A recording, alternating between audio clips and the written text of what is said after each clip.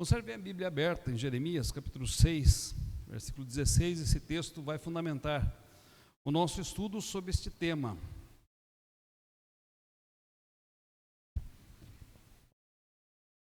E nosso tema hoje é a providência de Deus na Reforma Protestante do século XVI. Tomando como base este versículo, nós destacamos a providência de Deus e o bom caminho.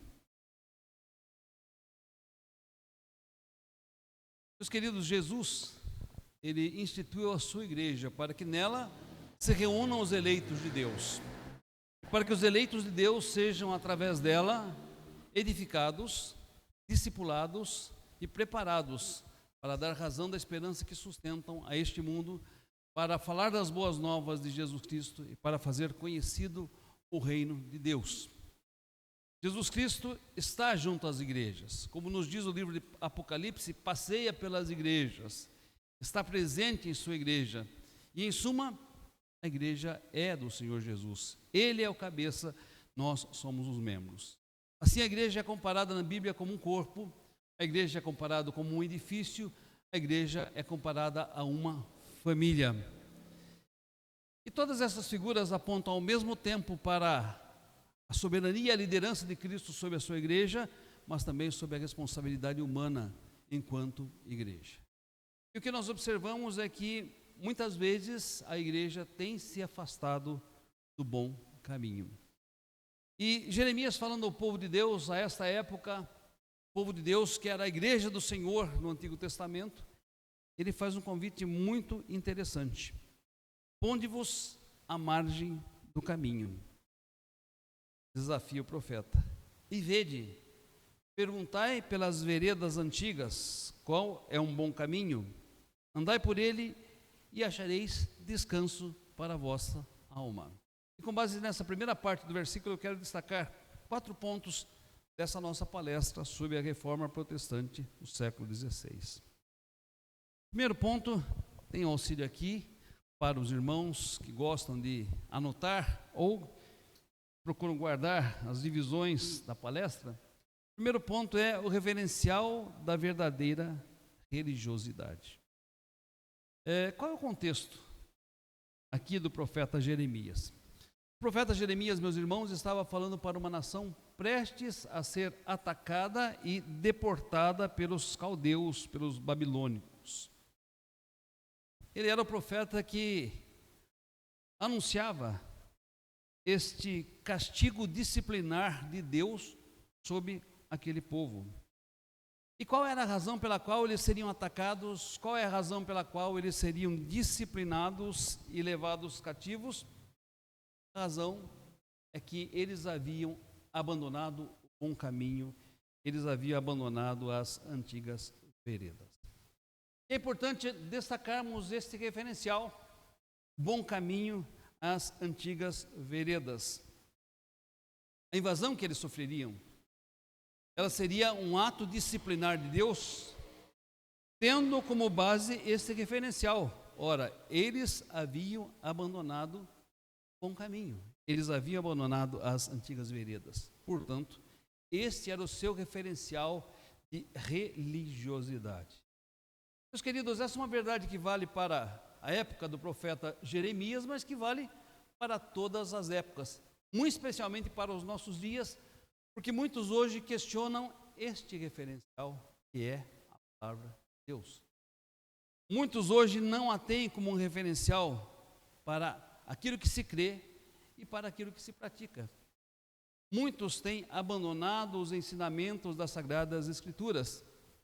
Já previa o apóstolo Paulo a Timóteo que os tempos classificados como últimos dias seriam difíceis e que muitos se recusariam a dar ouvidos à verdade, se cercariam de falsos mestres, se cercariam de falsas doutrinas, creriam em fábulas engenhosamente inventadas, como que sentindo coceira nos seus ouvidos, não por não entenderem a verdadeira doutrina, não por compreenderem a palavra, mas porque segundo as suas cobiças procurariam coisas que fossem agradáveis aos seus ouvidos.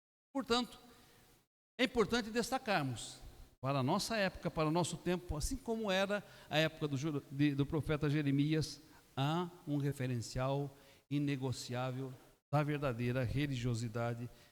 Esse referencial é a palavra. Meus irmãos, notem que tudo que for edificado sobre a palavra de Deus permanecerá. E tudo que não for edificado sobre a palavra de Deus, este acabará em ruínas. Mas é curioso, se eu e vocês buscarmos na palavra de Deus, vamos perceber que o grande problema da humanidade está em não atentar, não crer e não obedecer esse referencial. Que referencial tinha Adão e Eva lá no Jardim do Éden?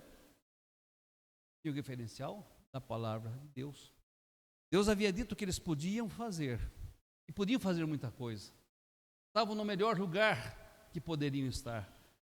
Tinham ali delícias que proporcionariam uma vida de grande abundância, especialmente por viverem em profunda e íntima comunhão com Deus, em profunda e íntima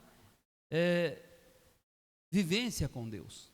Mas o que fizeram os nossos primeiros pais? Abandonaram esse referencial de verdade, quando foram tentados pelo diabo. Preferiram seguir outros referenciais, ouvindo a voz do tentador. E muitos dizem, olha, religião é isso. Religião é a busca do homem de um relacionamento com Deus. Será que é isso? Quando olhamos para a palavra de Deus, meus queridos, percebemos que a religião tão somente existe porque é Deus quem busca o homem e procura se relacionar. Não o contrário. Não é a busca do homem de um relacionamento com Deus ou com um Deus, mas é a busca do Deus vivo e verdadeiro de relacionar-se com os homens. Note que foi assim com os nossos primeiros pais. Quando pecaram, se afastaram de Deus, se esconderam porque sentindo vergonha em virtude da sua nudez física, moral, ética e espiritual. Foi Deus quem os buscou aonde eles estavam. E se os irmãos continuarem lendo o livro de Gênesis, vão perceber que houve outros fiéis, mas que foram levantados por Deus para cultuarem o seu nome. Dentre eles, Enos, Enoque, Sete e tantos outros. Note que quando a corrupção havia enchido a terra, contaminado a terra, Deus, através de Noé, preservou a raça humana. Deus buscou para si alguém que achou graça aos seus olhos e através dele preservou a raça humana. Quando os homens em sua pretensão tentaram fazer uma torre, achando que com esta torre poderiam chegar-se aos céus e serem tão sábios, tão conhecedores quanto Deus, Deus confundiu a linguagem daquele povo, frustrou os seus propósitos, frustrou os seus desígnios. Mas notem no capítulo seguinte, diz que Deus então desceu dos céus, fez uma aliança com Abraão, chamando-o para pertencer-lhe. E finalmente, em Cristo nós temos a maior expressão do Deus que desce dos céus para relacionar-se com o homem. Cristo Jesus veio a este mundo para nos reconciliar com Deus. 2 Coríntios, capítulo 5, versículo 19, diz, Deus estava em Cristo, reconciliando consigo. Notem, é Deus quem procura o homem para se relacionar, e nisso se constitui a verdadeira religião. E para que o homem não se perdesse ao longo do caminho, Deus deu então um referencial escrito, que é a sua palavra. Adão tinha um referencial verbal, a voz de Deus, que havia sido incutida em sua mente, em sua consciência, mas que também ele conhecia muito bem. Ora, os outros que se seguiram após ele tiveram a revelação que veio pela tradição oral, até que Deus ordenou que a Bíblia fosse escrita, para que através da Bíblia as pessoas pudessem ser chamadas, e chamadas para onde? Para as antigas veredas, para o bom caminho. Jeremias estava naquele momento sendo usado por Deus, cumprindo uma missão divina para chamar o povo ao arrependimento, chamar o povo à volta ao antigo caminho, à volta às antigas. Então, meus queridos, há um referencial, não há necessidade de criarmos outro. Há um referencial para a verdadeira religiosidade e este está na palavra de Deus. Esse é um ponto muito importante. para que nós creiamos, para que frisemos, para que forme parte da nossa convicção. Porque muitos têm tentado enfraquecer a suficiência da palavra de Deus para nos dar a revelação da salvação que há em Jesus Cristo.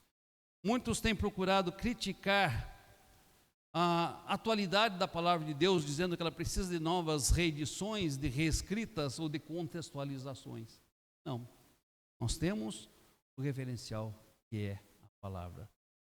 Alguns versículos que são caros ao nosso coração e que diz isso: lâmpada para os meus pés é a tua palavra, luz para os meus caminhos. Pero diz, temos assim tanto mais confirmada a palavra profética, que fazeis bem em atendê-la como uma candeia que brilha em lugar tenebroso, até que a estrela da alva nasce e traga luz aos vossos corações. Porque nenhuma profecia da Escritura provém de particular elucidação, antes homens santos escreveram da parte de Deus, movidos pelo Espírito Santo. Então Deus nos deu a sua vontade revelada através das Escrituras. Este é o bom caminho. Estas são as veredas, as antigas veredas, para as quais eu e você somos chamados a considerar. Segundo ponto, a perda dos referenciais ao longo da história. Se Jeremias estava colocando o povo a se colocar à margem do caminho e perguntar pelo bom caminho, pelas antigas veredas, é porque esse povo nos havia abandonado, e abandonado completamente. Muitas vezes nós ficamos nos perguntando: como é possível um povo que conhecia tanto, sabia tanto, chamado à comunhão, à intimidade, à aliança com Deus, se distanciar tanto? O povo estava muito distante, à época do profeta Jeremias, das boas veredas, do antigo caminho, do referencial de Deus para a sua vida. Eu destaquei aqui, meus amados, 10 pontos, os capítulos 1 até o 6, contexto próximo do texto que nós lemos. Eu vou citando os versículos, se os irmãos quiserem conferindo rapidamente. Note comigo 10 evidências do distanciamento do povo dos referenciais bíblicos, escriturísticos dados por Deus. Primeiro, deixaram a Deus e queimaram incenso a deuses estranhos, obras de mãos humanas. Jeremias capítulo 1, versículo 16. Deixaram a Deus e queimaram incenso a deuses estranhos e a obras de mãos. Triste. O povo chamado para ser o povo de Deus recebeu a revelação de Deus, conhecia o bom caminho, as antigas veredas, abandonou a Deus, seguindo a Baal. Agora notem, meus queridos, Jeremias 2,8. Os sacerdotes e profetas profetizaram por Baal e andaram atrás de coisas de nenhum valor. Aqueles que deveriam ser os guardiões da verdadeira religiosidade, da revelação divina, e fazê-la conhecida ao povo, os profetas e sacerdotes, em vez de profetizar por Deus, estavam por Baal. Capítulo 2, versículo 13. Eu acho maravilhosa essa citação do capítulo 2, versículo 13. Deixaram um manancial de águas vivas e cavaram cisternas rotas onde não havia água. Sempre que o povo de Deus se distancia da palavra de Deus e perde de vista este referencial, o bom caminho, as antigas veredas, ele está cavando para si cisternas rotas, poços onde não existe água, e abandonando o manancial de águas vivas. Quarto ponto, Jeremias capítulo 2, versículo 30. Rejeição daqueles que profeticamente anunciavam a verdade. Jeremias foi um destes, e foi terrivelmente perseguido à época do seu ministério, porque as pessoas não queriam ouvir o que Jeremias tinha a dizer, não aceitavam o que ele tinha a dizer, rejeitavam os verdadeiros profetas de Deus. Quinta evidência de distanciamento, Jeremias 2,34. Oprimiam a pobres e inocentes. Notem, meus irmãos, os desvios espirituais conduzem a desvios éticos e morais. As pessoas menos favorecidas, os pobres e os inocentes, eram massacrados por aqueles que estavam no poder, porque estes haviam abandonado os referenciais da palavra de Deus. Sexto ponto, Jeremias 3, 4 a 5. Eles buscavam a Deus quando estavam em aperto, em aflições. E essa é uma busca interesseira e superficial. É o que nos diz esse texto, Jeremias 3, 4 a 5. Sétima evidência do seu distanciamento, adoração de pedras e árvores, Jeremias capítulo 3, versículo 9. Uma adoração animista a pedras e árvores. Oitava evidência de distanciamento, Jeremias 5:1, a prática da injustiça e da mentira. Nona evidência, Jeremias 5:13, proliferação de falsos profetas. Proliferação de falsos profetas. Décima evidência, desprezavam os órfãos e necessitados, Jeremias 5:28. 3:10, havia me enganado, coloquei duas vezes o número 8 aqui. 11ª, ganância e falsidade, Jeremias 6:13. Quando a gente rebusca estes primeiros capítulos de Jeremias, a gente vai encontrando as evidências, muito claras de que eles haviam abandonado o manancial de águas vivas. Eles haviam abandonado o bom caminho. Eles haviam abandonado as antigas veredas, e este é o sentido da exortação do profeta. Coloquem-se à margem, deixem de seguir o fluxo, deixem de ser levados uns pelos outros, coloquem-se à margem do caminho e perguntem pelas antigas veredas, perguntem pelo bom caminho. Andem nele, andem nele. Os referenciais podem ser perdidos, meus queridos. E não só a época do profeta Jeremias. Vamos agora para um pouquinho de história. Meus queridos, até o 3º século, a igreja foi perseguida. E as pessoas, para serem membros da igreja, colocavam suas vidas em risco. Porque confessar a Jesus como Senhor era negar o senhorio de César sobre eles. Todos quanto negavam o senhorio de César, certamente eram perseguidos por César. Se muitos cristãos foram mortos, muitos cristãos foram martirizados, muitos cristãos foram expostos nas arenas, devorados por animais. Muitos cristãos serviram de espetáculo para o povo romano. Eu via com desdém a fé que eles professavam em Jesus Cristo. Eles muitas vezes no seu culto se reuniam em sepulturas chamadas catacumbas. E nessas sepulturas os arqueólogos encontram ali os vestígios de sua adoração. Dentre eles a forma como eles se identificavam uns com os outros. A partir do 4º século, houve uma suposta conversão do imperador chamado Constantino. Ele estava numa batalha e diz ele que teve uma visão no céu em que aparecia a cruz de Jesus Cristo e a seguinte inscrição: com este símbolo vencerás. E ele entendeu que era o chamado de Deus para ele, entregou a sua vida a Jesus, professou a sua fé, passou a fazer parte da igreja, e a perseguição começou a relaxar a partir daí. Em 391, Teodósio, através do Édito de Milão, ele oficializou o cristianismo como uma religião do Império Romano. Agora não era proibido, os cristãos não eram perseguidos, pelo contrário, agora as pessoas eram estimuladas a serem cristãos, porque esta era a religião oficial do Império Romano. E aí começou o problema. Por quê? Porque aí, meus queridos, muitos, para agradar ao imperador, passaram a vir para a igreja sem ter a verdadeira experiência de conversão, de mudança de vida. Muitos passaram a pertencer à igreja meramente por conveniência, para agradar às autoridades, mas sem conhecer o Cristo revelado nas Escrituras. E muitos vieram como estavam, trazendo toda a sua adoração idólatra e politeísta para dentro da igreja. De tal forma que a igreja foi gradativamente perdendo a sua pureza espiritual, a sua pureza moral, a sua pureza ética, a sua pureza doutrinária. E coisas começaram a adentrar a igreja.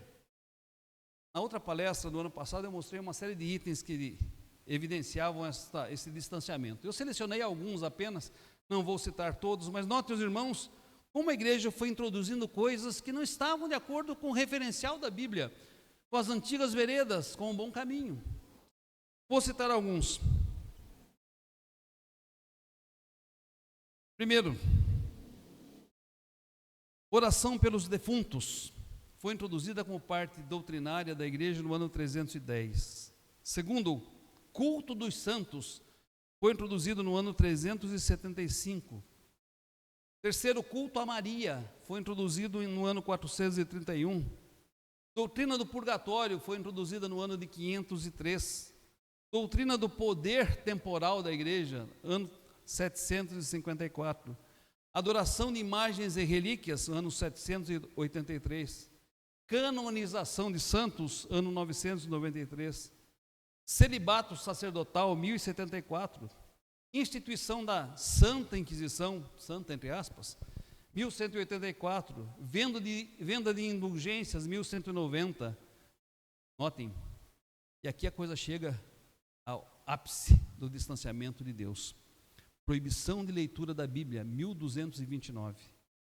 E em 1546, após a reforma protestante do século XVII, a introdução dos livros apócrifos como livros pertencentes ao cânon da igreja. Meus queridos, percebem como sutilmente, a partir da oficialização do cristianismo como religião do Império Romano, muitas coisas que faziam parte do culto politeísta dos romanos veio adentrando ao cristianismo e foi aceito pela igreja. E à medida que foi aceito, distanciou a igreja completamente do bom caminho e do referencial das Escrituras. Tempos difíceis, os tempos medievais. A Idade Média, ela começa no ano 476 depois de Cristo e vai até o ano 1453 depois de Cristo. E foi essa época em que a igreja mais se distanciou dos referenciais da palavra de Deus. Eu citei apenas alguns aqui. Por exemplo, em 1950, bem perto da gente, foi introduzido o dogma da ascensão de Maria. Maria teria subido aos céus assim. Aí eu pergunto, por que a igreja que conhecia a palavra estava encarregada de guardá-la? Estava encarregada, meus queridos, de preservá-la? Estava encarregada de ensiná-la corretamente? Por que ela se perdeu tanto? Não é nada diferente da época do profeta Jeremias. Haviam abandonado os referenciais. Haviam abandonado as antigas veredas. Haviam abandonado o antigo caminho. Mas a pergunta que nós devemos fazer é: e nós? Será que corremos algum risco nos dias de hoje? Será que estamos também nos distanciando dos referenciais? Quero apontar aqui 3 perigos. ênfase no emocionalismo canoniza a experiência subjetiva. Vou traduzir. Muitos hoje estão se entregando ao emocionalismo e dizendo: olha, isto é canônico, isso é bíblico. Achando que aquilo, por ser algo que os toca, por ser algo que move o seu coração, move a sua alma, procede de Deus. Eu não sou contra, e nem a Bíblia é contra. Aqui nós nos emocionemos no culto que temos para com Deus. Aliás, se não nos emocionarmos, nós não estamos vivendo a plenitude do nosso amor a Cristo. Já perdemos o primeiro amor. Mas, meus queridos, uma coisa é nós nos emocionarmos quando nós lemos a palavra, quando nós cantamos, quando nós adoramos, quando nós oramos. Outra coisa é deixarmos que as emoções tomem conta e a nossa razão fique em segundo lugar. Então esse é um perigo.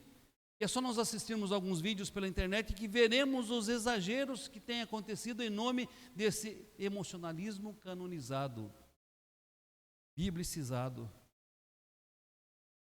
Cuidado, preocupação com este aspecto. O segundo perigo atual, liberalismo.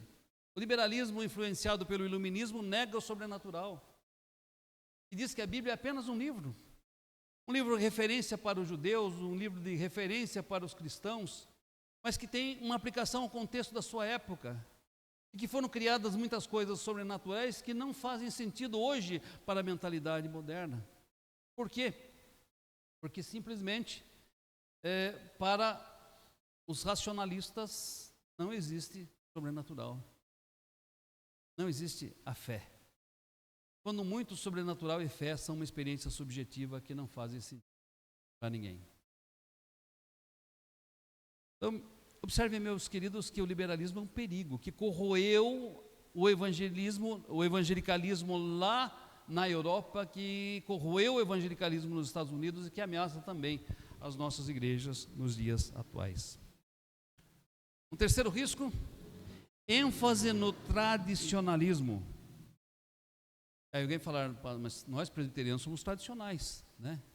Queridos, devemos tomar cuidado com essa afirmação, porque para nós a Bíblia sempre está e sempre estará acima da tradição. Tradição para nós é válida. E o que eu quero dizer com tradição? Bom, a história da igreja, os concílios da igreja são válidos para nós, desde que não estejam contrários às Sagradas Escrituras. E muitas vezes a gente enfatiza demais o tradicionalismo e a ortodoxia, a defesa tão aguerrida das doutrinas bíblicas, que esquece que doutrina é vida. Doutrina é vida. Alguém já disse, olha, obrigado aqui quem trouxe água para perto, né? Manancial de águas vivas, né? Com cisternas gotas. O Caio, com a vasilha dele, tem muito manancial de águas vivas ali. Dá 1 litro isso aí, Caio? Dá 1 litro? 2 litros de água, né? O meu aqui não dá 2 litros. Então note, meus queridos, alguém já disse que nós temos uma teologia profunda. Olha que bonito. Eu fico feliz quando falam que nós, presbiterianos, temos uma teologia profunda. Mas, sarcasticamente, também disseram, e vivem num sono. Isso é muito triste. E mais triste ainda porque muitas vezes é verdadeiro. Nós defendemos nossas doutrinas, as conhecemos, as professamos, vivemos. Parece que o conhecimento doutrinário e bíblico não foi baixado ainda à nossa vida prática, as nossas escolhas, as nossas opções, a nossa devoção. Então, esses 3 grandes perigos, eles estão à nossa porta nos dias atuais. O emocionalismo, que subjetiva e canoniza a experiência humana, o liberalismo, que esquece que existe o sobrenatural e a fé e torna a experiência religiosa algo meramente humano e sociológico, e o tradicionalismo, que muitas vezes nos faz apegados demais à fidelidade doutrinária, mas frios na fé. Eu defendo a fidelidade doutrinária, defendo este apego às Sagradas Escrituras e às doutrinas, mas isso tem que gerar entusiasmo, poder, vida, transformação, uma vida devocional de efervescência e não de sono profundo. Podemos também estar perdendo os nossos referenciais. E nesse sentido, a exortação de Jeremias se faz muito oportuna hoje. Coloquem-se à margem do caminho. Eu acho interessante esse convite. Por quê? Porque é um convite para que nós façamos uma pausa para a reflexão. Nós deixemos de seguir o fluxo dos acontecimentos, o fluxo das coisas. Nós deixemos de ir pela mentalidade ou pela opinião da maioria. Coloquemos-nos na margem. Perguntemos, mas e as antigas veredas?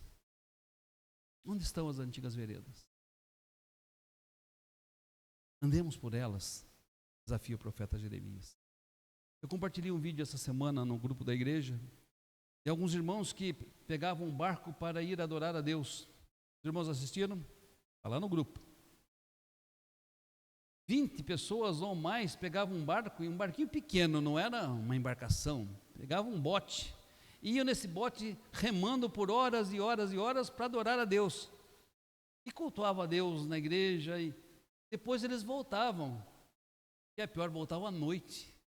Você está num bote remando de dia, já não é bom. Agora imagine vocês à noite, sem nenhuma iluminação, e aquele pessoal ali, cheio de entusiasmo, cheio de vigor, cheio de poder, voltando para aquela embarcação à noite, para no outro dia de manhã estar trabalhando. Eu falei, meu Deus, será que nós perdemos o primeiro amor, ao ponto de não sentirmos a mesma alegria mais de irmos cultuar a Deus?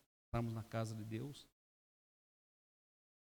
Sinceramente, me coloquei à margem do caminho quando vi aquele exemplo, aquele testemunho daqueles irmãos.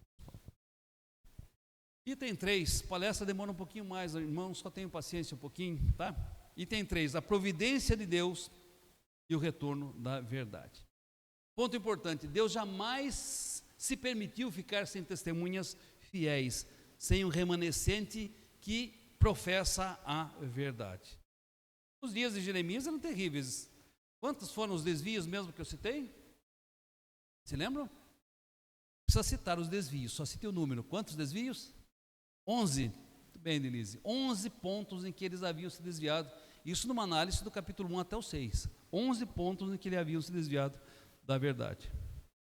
Mas Jeremias era uma voz solitária, que pregava a palavra, apesar dos falsos profetas, dos falsos sacerdotes, ele era uma voz solitária que pregava a palavra de Deus. Note que ele foi chamado para fazer uma coisa que eu não gostaria de ser chamado para fazer. Ele foi chamado para pregar para um povo que não daria ouvidos à sua palavra, para um povo que não se arrependeria, não se converteria, para um povo que ouviria a sua palavra para ser responsabilizado e para ser posteriormente disciplinado. Note que a palavra de Deus tem essa finalidade. Se você ouve e acata, você vai ser abençoado. Agora, se você ouve e rejeita, você vai ser disciplinado. Sobre que base? Sobre aquilo que você ouviu, sobre o referencial que você teve. Então tome cuidado quando você ouve a palavra e recusa a praticar. A disciplina de Deus vem justamente por você ter ouvido e ter se recusado em fazer aquilo que era da vontade de Deus. Notem, meus queridos, que nos dias da Reforma, idade medieval, a igreja se afastou muito dos referenciais da palavra. Afastou muito. No entanto, Deus não ficou sem testemunhas fiéis. Deus trouxe pessoas de volta à verdade. E aqui, quando eu falo da providência de Deus e retorno da verdade, eu quero citar, e aqui tenho alunos que já foram meus, né? Júlia, por exemplo, já foi minha. Rafaela, não tive o privilégio de ser professora ainda. Eu vou dar aula para você, Rafaela, ainda. E eu não sei se Débora dei aula para você, né? Dei aula para Débora também. Vou usar aqui um pouquinho umas informações históricas aqui. Como ocorreu o mover da providência de Deus que trouxe a igreja de volta nos dias da Reforma? Vou citar aqui, meus queridos, 3 coisas. Primeiro, mudança de paradigmas. Mudança de paradigmas. Até a Idade Média, notem, meus irmãos, que quem mandava eram os senhores feudais. Eles tinham as suas grandes propriedades denominadas feudos, e quem vivia em suas grandes propriedades, os feudos, estava sob o seu governo. Eles eram o centro de poder naquela época. O poder medieval não estava nas mãos dos reis, mas dos senhores feudais. Era um poder descentralizado. Só que esse poder que estava nas mãos dos senhores feudais, ele foi passado às mãos dos burgueses e dos reis, à medida que, no final da Idade Média, o comércio renasceu, as artes renasceram, a cultura renasceu. Então, os burgueses e os reis fizeram uma aliança, e eles então começaram a trazer novos tempos para a vida cultural, para a vida econômica e para a vida social ali na Inglaterra. Essa quebra de poder dos senhores feudais quebrou o poder também da igreja. Esse poder que passou a estar na mão dos reis e dos burgueses, eles passaram a conceder às pessoas maior liberdade econômica, social e especialmente religiosa. A política veio mais tarde com as grandes revoluções, mas especialmente uma liberdade religiosa que eles não tinham antes. A Inquisição já não assustava tanto, já não matava tanto, porque o poder já não estava tanto em mãos da igreja. Então, a primeira coisa que aconteceu, que preparou a reforma, e eu considero isso como um passo da providência de Deus, foi essa mudança de paradigmas que se deu quando, final da Idade Média e início da Idade Moderna. O segundo passo da providência foi o levantamento de um movimento renascentista. Era um movimento liderado por artistas, e um movimento que, de certa forma, negava algumas coisas que eram prioritárias da igreja. O Renascimento já defendia, por exemplo, que as pessoas não deveriam crer no sobrenatural, que as pessoas não deveriam seguir uma única opinião. Eles tinham liberdade, né, subjetiva e de ter a sua própria fé, de ter as suas próprias crenças. Porém, o renascentismo ele teve um efeito colateral interessante. O que foi o renascentismo? Foi a volta da cultura para a época antiga, para os ideais anteriores ao período medieval. Então eles foram buscar inspiração na filosofia lá na Idade Antiga, inspiração na literatura lá na Idade Antiga, inspiração para as artes lá na Idade Antiga, inspiração para a cultura lá na Idade Antiga. Então eles passaram a ler os antigos filósofos, os antigos artistas, né, as antigas obras. Isso teve um efeito colateral, porque também fez com que muitos descobrissem as línguas originais em que a Bíblia havia sido escrita, o grego, o hebraico e o aramaico. E muitos se tornaram estudiosos destas línguas. E adivinha o que aconteceu? Houve uma redescoberta da Bíblia, da essência da palavra de Deus, do antigo caminho, dos referenciais. E esta descoberta fez com que homens se levantassem, escritores, pensadores e teólogos, homens se levantassem e passassem a mostrar os abusos, a corrupção e os desvios do alto clero romano. Ou seja, um movimento que, apesar de colocar o homem como centro de todas as coisas, o antropocentrismo, ele acabou levando o homem também a voltar-se aos antigos referenciais, aos antigos parâmetros da Bíblia. Nesse contexto está Martinho Lutero, está João Calvino e antes dele outras pessoas que nós citaremos agora logo em seguida. E o terceiro passo, invenção da imprensa.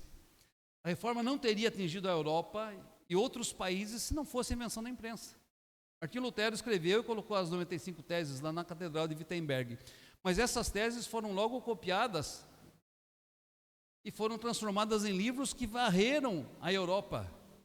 E com isso levaram o pensamento reformado para outras regiões, despertando outras pessoas para que também se tornassem reformadores. Ou seja, foi acesa uma fagulha, e essa fagulha se espalhou especialmente por causa da invenção da imprensa no ano de 1450. Veja, meus irmãos, eu considero isso passos da providência de Deus para que acontecesse um avivamento, uma reforma, uma mudança.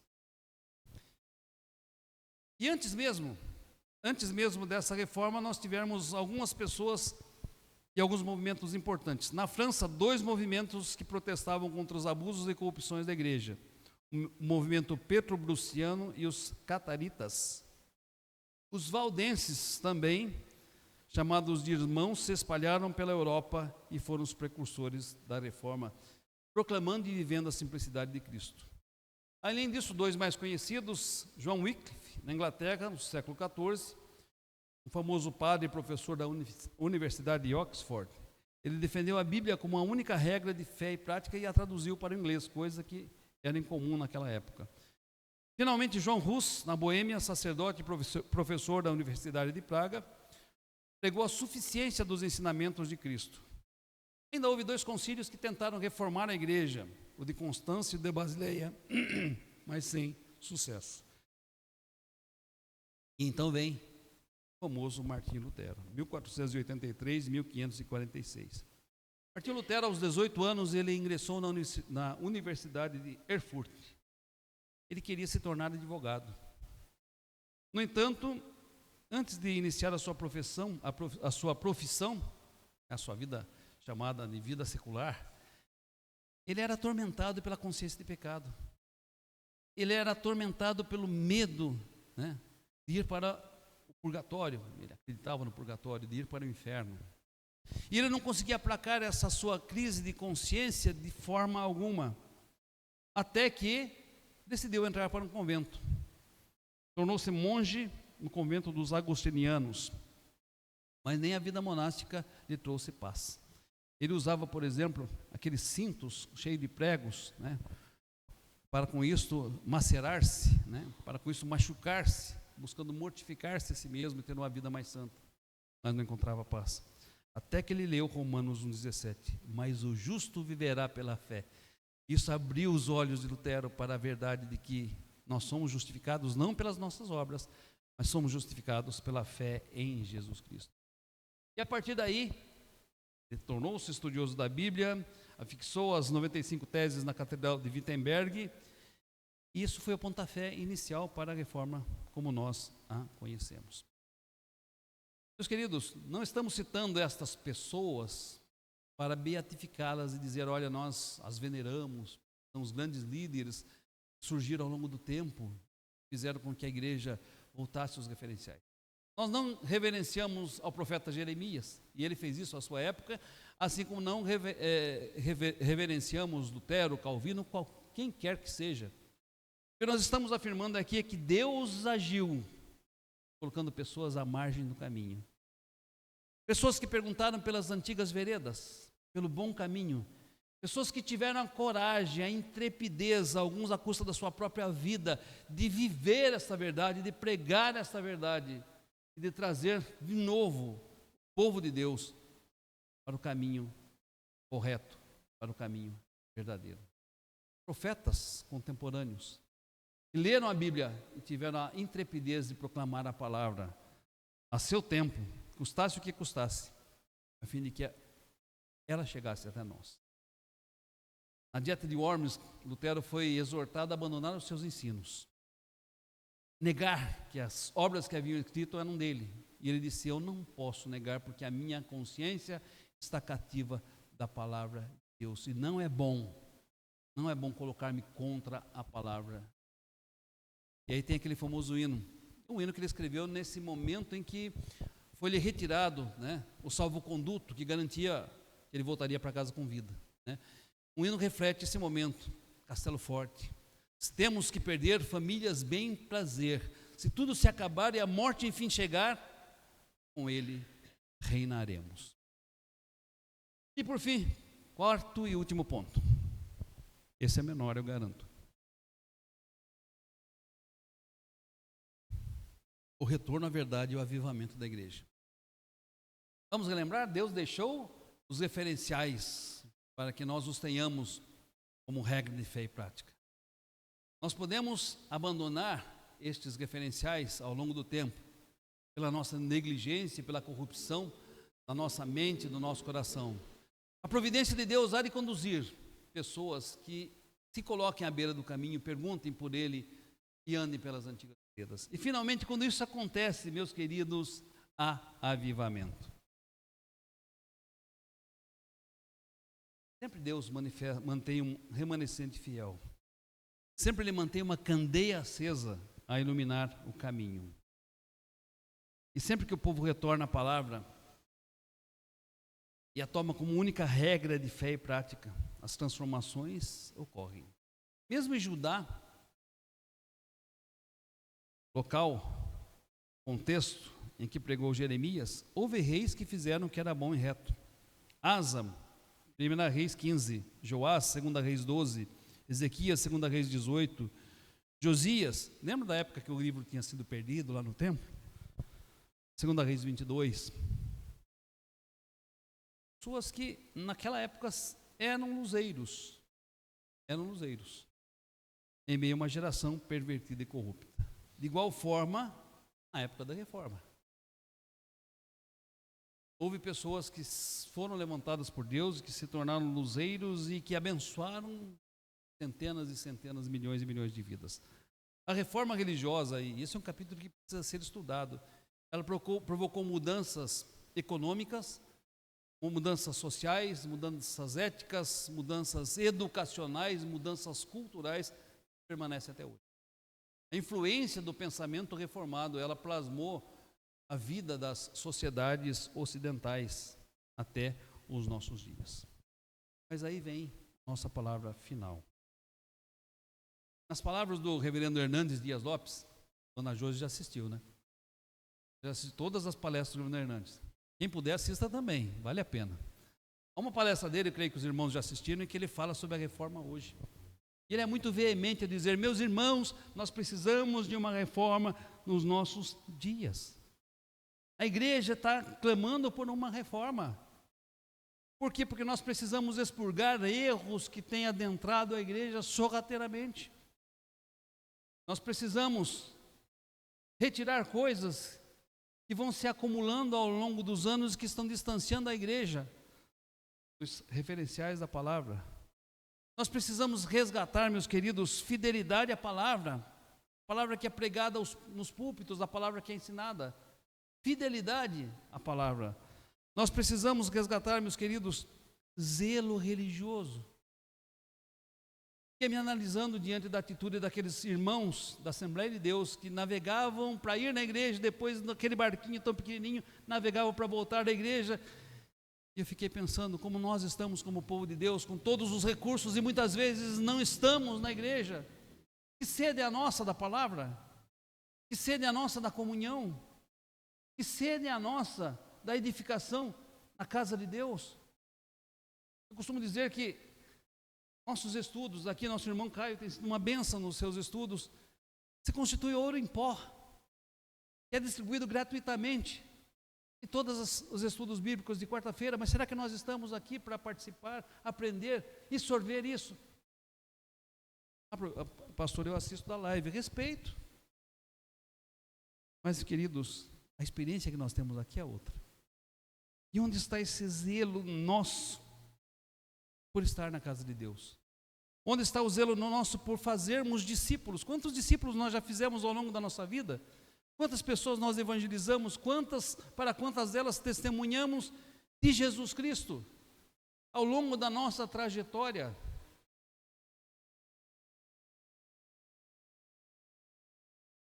Às vezes, passa uma vida tão preocupada com tantas coisas, esquecendo-se do principal. Esquecendo de separar o tempo para fazer as coisas de Deus, coisas que estão na palavra de Deus. Precisamos resgatar o entusiasmo do primeiro amor, a paixão pelo Senhor, palavra, adoração, pela edificação da igreja. Precisamos resgatar o poder do primeiro amor, o amor pela evangelização, o amor pelas missões. Caso contrário, às vezes não estamos transgredindo doutrinariamente, meus queridos. Às vezes não estamos cometendo os pecados condenados pela igreja, mas estamos nos omitindo, estamos sendo remissos no nosso zelo, quando deveríamos ser fervorosos na nossa adoração a Deus. Quero concluir, e agora estou concluindo de fato. Jeremias disse, no versículo que nós lemos: ponde-vos à margem do caminho e vede, perguntai pelas veredas antigas, qual é o bom caminho, andai por ele e achareis descanso para as vossas almas. Versículo lindo, né? Leiam o final. Mas eles dizem: não andaremos. O povo naquela época disse: entendemos a sua mensagem, captamos a sua mensagem. Foi clara, mas nós não andaremos. Por causa disso, foi levado ao exílio, foi levado ao cativeiro, muitos morreram lá, nunca mais voltaram para sua terra, para suas possessões. A mesma palavra está sendo dita ao meu coração e ao seu coração nessa noite. A mesma palavra, meus queridos. Com a mesma ênfase, com o mesmo poder, com a mesma autoridade, porque ela procede do trono de Deus. Ponde-vos à margem do caminho e vede, perguntai pelas antigas veredas, qual é o bom caminho? Andai por ela e achareis descanso às vossas almas. Naquela época o povo respondeu: nós não andaremos. E a resposta eu e vocês vamos dar nessa noite. Que resposta nós estamos dando ao nosso Deus nesse momento? Deus nos abençoe a dar a melhor resposta. Em nome de Jesus. Amém.